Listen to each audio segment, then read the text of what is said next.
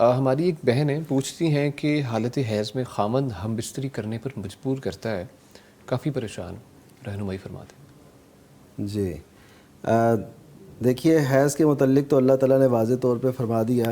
جب پوچھا گیا یسألونک عن المحیض قل هو اذن فاعتزلوا النساء فی المحیض، کہ یہ ایک تکلیف ہے تو عورتوں سے حیض کے ایام میں علیحدہ رہو۔ یعنی یہ علیحدہ ایسے رہنا نہیں ہے، یہ صرف جو نبی صلی اللہ علیہ وسلم نے اس کی وضاحت کی نا وہ یہ ہے کہ ہر کچھ ان سے کیا جا سکتا ہے مگر مجامت نہیں کی جا سکتی،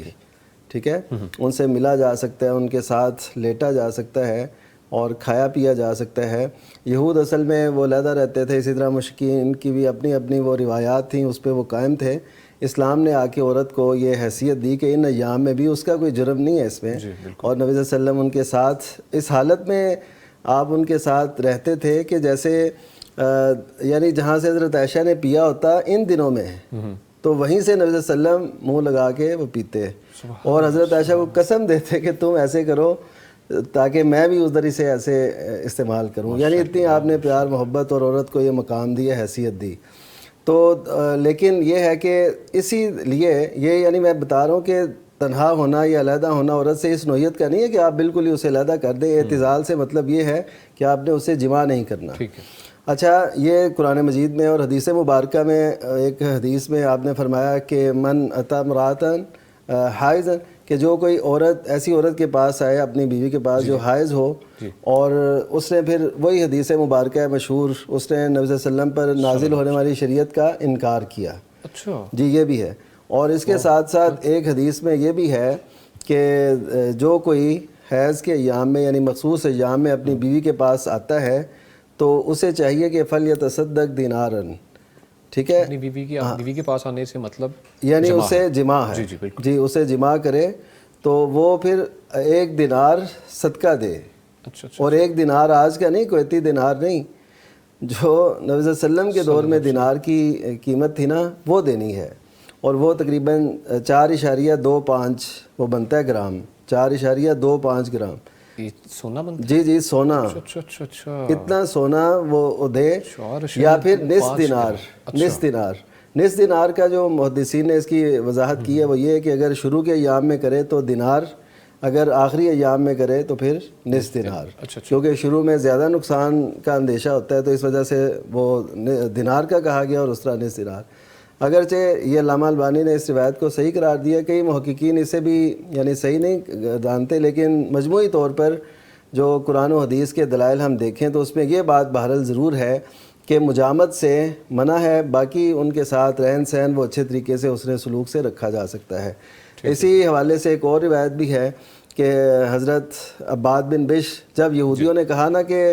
ہم یہ جو ہیں ہر کام میں ہماری مخالفت کرتے ہیں، تو تب ان صحابہ نے نا حضرت عباد بن بشر اور ان کے ساتھ ایک اور صحابی تھے، انہوں نے کہا کہ کیا ہم ان ایام میں ان سے مجامت ہی نہ کر لیا کریں؟ تو اس بات سے یعنی اتنی مخالفت کریں کہ وہ علیحدہ رہتے ہیں اور ہم مجامت کریں، یعنی ان کے بالکل اپوزٹ۔ تو نبی صلی اللہ علیہ وسلم کو اس بات سے نا غصہ آیا، تو وہ یہ دونوں پھر صحابہ کرام نہ چلے گئے کہ اب نبی صلی اللہ علیہ وسلم ہمیں کچھ کہے نا، تو پھر نبی صلی اللہ علیہ وسلم نے بھی دیکھ لیا کہ مجھ سے ایسے چلے گئے ہیں، تو پھر آپ کی خدمت میں دودھ پیش کیا گیا، تو پھر آپ صلی اللہ علیہ وسلم نے ان کو بلایا اور وہ دودھ ان کو پیش کر دیا تاکہ ان کو جو محسوس ہوا ہے وہ ختم ہو جائے۔ تو مطلب یہ ہے کہ مخالفت ایسے نہیں کرنی کہ بندہ ضد میں آگے ایسے کام شروع کر دے۔ قرآن و سنت کے دلائل دیکھیں، اگر وہ حدیث نہ بھی صحیح مانیں ہم دینار یا نصف دینار خرچ کرنے والی، بہرحال یہ ہر طرح سے ناجائز اور حرام ہے، اس سے کلی طور پہ بچنا ہے۔ ٹھیک ہے جی مفتی جی، یہی مسئلہ ہے کہ حیض کی حالت میں اللہ سبحانہ و تعالیٰ نے قرآن مجید کے اندر منع فرما دی ہے۔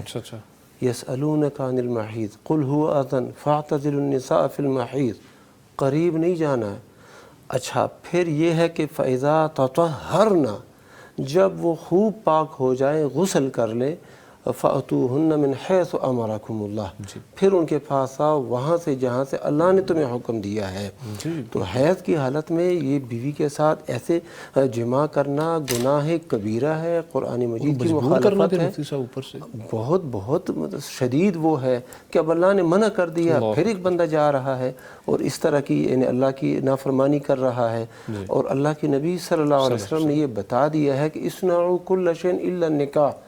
بیوی کے ساتھ سب کچھ کر سکتے ہو، اس کے ساتھ بوس و کنار ہے، اٹھنا بیٹھنا ہے، کھانا پینا ہے، سب کچھ کر سکتے ہو، لیکن جماع نہیں کر سکتے۔ ام المومنین عائشہ رضی اللہ تعالیٰ عنہ فرماتی ہے کہ جب میں حیض کی حالت میں ہوتی تھی، اللہ کے نبی صلی اللہ علیہ وسلم اہتمام کے ساتھ مجھے یہ فرماتے کہ یہ تہبند باندھ لو، چادر باندھ لو، یعنی جو خاص